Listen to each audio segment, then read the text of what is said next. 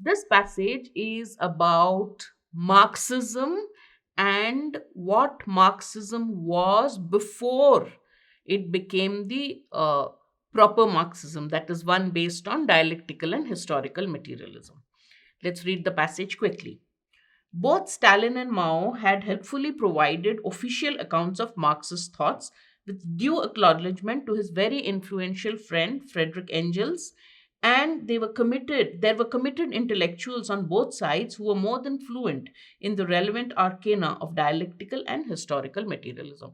So the dialectical and historical materialism that was propounded by Marx and his colleague Frederick Engels was recognized by the official account of it was given by Stalin and Mao, and people have since given theories on that. However, the new humanist Marx was quite insulated from all this since his 1844 manuscript thoughts were Hegelian without anyone's dialectics.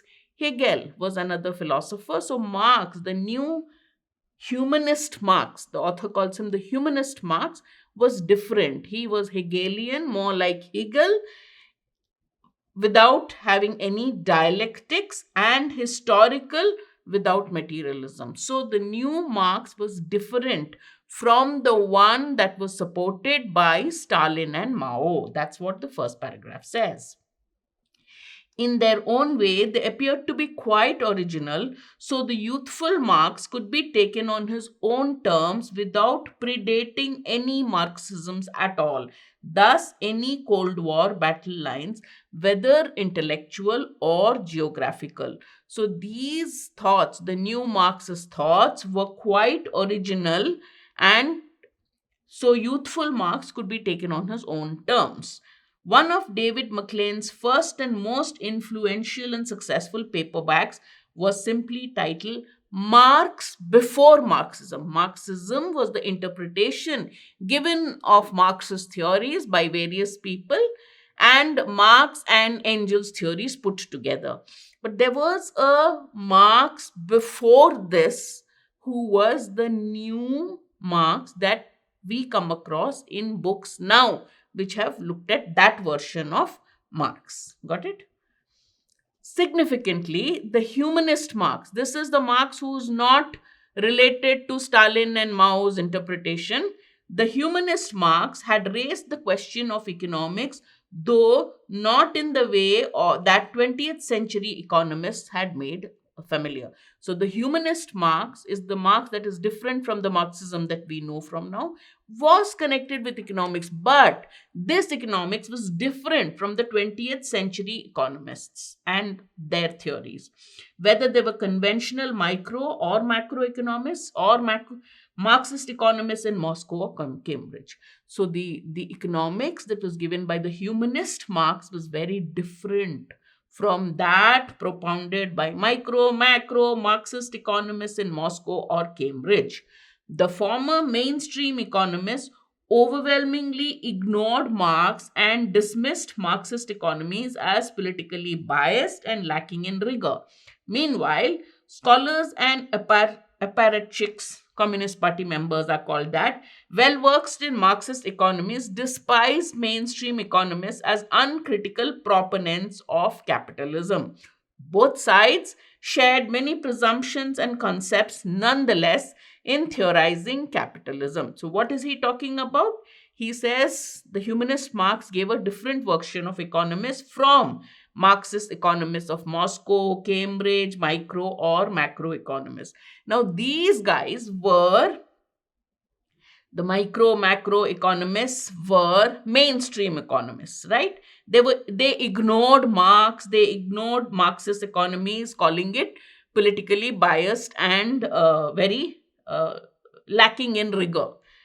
The scholars and Communist Party members who knew Marxist economies, they criticized micro and macro economists or the mainstream economists and called them uncritical proponents of capitalism. What was common to both these people, both these types of Marxists, was that they gave lots of theories on capitalism. Refreshingly, the humanist Marx had set the stage for an examination of the capitalist societies in ways that bypassed all. Oh, let me get my pen right, sorry. The humanist Marx had set the stage for an examination of capitalist society. Humanist Marx also scrutinized and examined the capitalist society, but his method was different. How was it different? It bypassed all these efforts in economics in whichever opposing camp. The Marxists, the mainstream economists, they were criticizing capitalism. Marx's theory of capitalism was very different. It bypassed, it avoided all these theories. Alienation was neither economics nor Marxist, so it suited the new left of the 1960s. It functioned as a political critique that required relatively little study given the brevity of Marx's early manuscript notes to self. In particular, the humanist Marx needed no study at all in conventional economic textbooks, based as they were and still are on rather abstractly asocial and ahistorical presumptions and on evidential reasoning that is easily converted to mathematics. The new Marx, the humanist Marx, had his theory of economics, had his theory views on capitalism, but they were not in any, they avoided all the criticism, all the theories put forward by mainstream and Marxist economies, because he believed that the new economics was based on conventional economics textbooks, based on asocial and ahistorical, neither dealing with society nor history, asocial and ahistorical presumptions, and they were based on evidential reasonings that were easily converted into mathematical formulae or theories. So Marx avoided these in his theory of of examination of capitalist society. The early Marxist theory of alienation, this is Marxist theory. Marx, which is different from the Marxism we know, which the author calls Marx's theory of alienation. That obviously had an early part and a latter part maybe. So he says the early Marxist theory of alienation, however, was rather less vague than it sounds. When you talk of alienation, it sounds vague, but it was not vague. It was less vague than it sounds, given that the word refers to feelings of otherness, separation, and estrangement. So when you think of alienation, what do you think of? Otherness, separation, alienation, that's what it means. But he says Marx's theory of alienation was different from this, was not as abstract or vague as this. In these manuscripts, now canonically as a widely translated text and ubiquitously accepted for university reading list, in his early notes, which are now considered canonical, means a canon is a law, an established law. So these theories are now considered pretty standard and they've been widely translated. They are accepted ubiquitously, means present everywhere in university readings.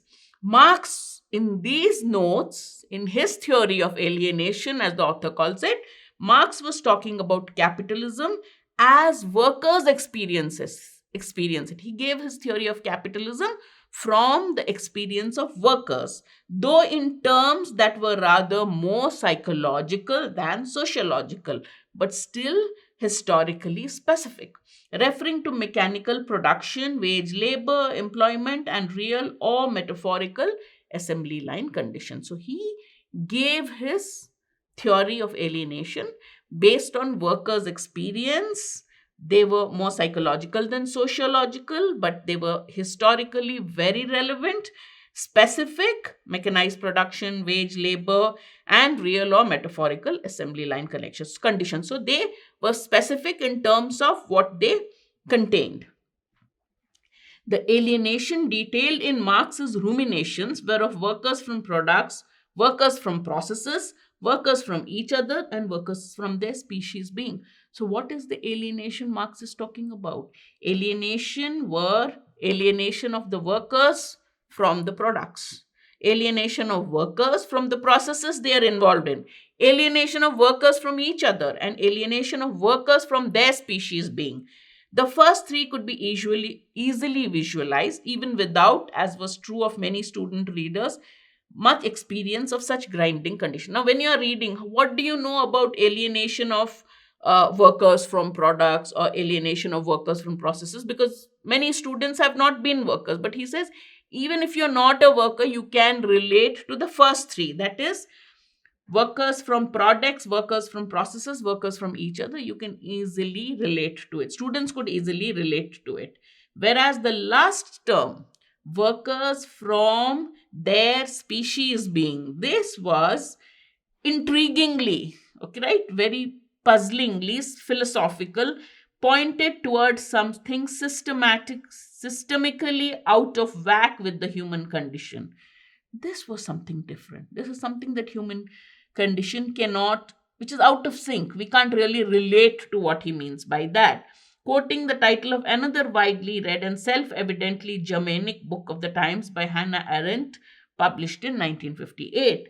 Any number of deeply felt, loosely organized, and generally inchoate critics of industrial modernity could then adopt Marx, extending even to the Catholic liberation theology and Latin American peasant farmer activism.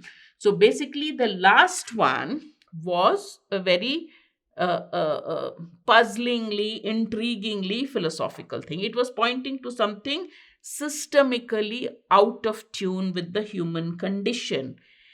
And any number of people who critique the industrial modernity could adopt this Marxist philosophy. That's what he says. Thus, this is the concluding lines of the passage. What does the author say?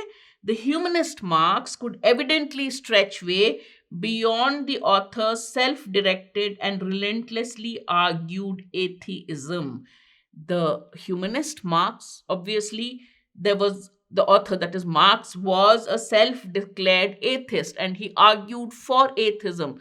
But the humanist Marx went beyond these and triumphed over still extant anti-religious persecutions conducted by the communist militants in self-styled market regime. It also was overcame. So there were a lot of anti-religion activities conducted by Marxist regimes. But humanist Marx was not concerned with that. He went over that, right?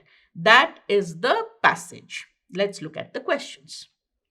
What's the primary purpose of the passage? Why has the author written the passage? It dissects early Marxist thoughts related to dialectical and historical materialism.